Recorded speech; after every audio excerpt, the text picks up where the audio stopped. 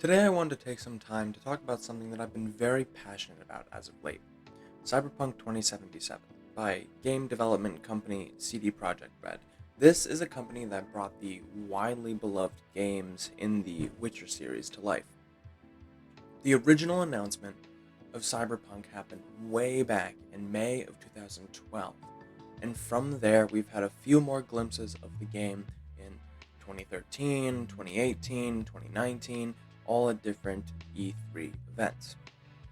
And prior to the big bad that's going on in the world right now, the game was said to be released in April of 2020, and then having to be pushed back three more different times in September, and then to November, and then finally landing on the 10th of December. I believe that this is what started the idea of disappointment in people's heads. Not to mention the rumors buzzing around the mill that the dev team was being pushed to unreasonable standards, though I have not seen proof of that one way or another. Once the game was finally released, there were so many people that already had the game preloaded and waited until the very moment that they could to launch the game, and here's what they got. It was messy.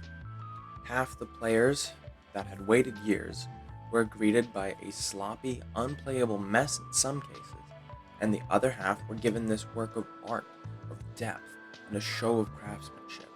The former being the PS4 and Xbox One players, and the latter being PC, PS5, Xbox Series, and Stadia players. This alone warps the image of the game in a lot of people's heads and makes it hard to have a non-biased opinion based off of the initial experience that you had. Personally, I'm in love with the game, and for me, the bugs are to be expected. I mean, no QA testing is going to be perfect. A lot of things are going to pass through the cracks. The thing that bothers me, though, is that prior to release, reviewers were only given a PC version of the game. No one even knew how bad the console versions were and how poorly optimized they were, which sucks, because a lot of people went in for the limited edition Xbox Ones that were made and designed specifically for Cyberpunk 2077. Is this going to stop me from playing it though? No, I firmly believe that the game is a work of art. Every detail of the game is fantastic when played to the standard that it was intended for. But that idea alone kind of sucks, because prior to this, the common mentality has been that, well, my computer might not be strong enough to play this, but my console should work just fine. Unfortunately for this, that's just not the case.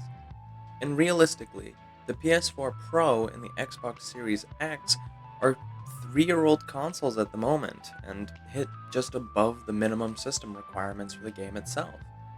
But on the upside though, CD Projekt Red has stated that if you bought the game for the Xbox One or the PS4, you will get a free copy for the new consoles, if you can get your hands on one. But I firmly believe that after the big free DLC that's slated to come out either later this month, January 2021, or next month in February, the game will be far and away a better experience for the players that have had a rough time. As of right now though, my personal experience with the game has been a blast. Every chance I get, I'm logging in to get some time into it, molding my character, my story. I feel invested in the characters, even the side characters. They're all unique individuals that feel like they have their own personality and their own lives that I can get invested in. From Jackie and his relationship with his father, to Johnny being a broken man after the war, Judy and the Mox, Panam and her family, and then you have more minor details, this extreme post-capitalistic city that's just torn to shreds, snippets on the radio about purging homeless from the sewer systems, and how quickly people move on from their mayor being murdered. It says so much about a city and the world around it. It just makes me, what else is out there in a world where a live lizard is a crazier story than a dead senator in your trunk?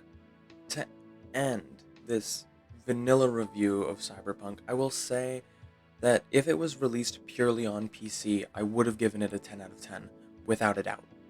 But because of the incredibly substandard graphics and undue hype that the console versions got, I have to cut that down to a 7 out of 10.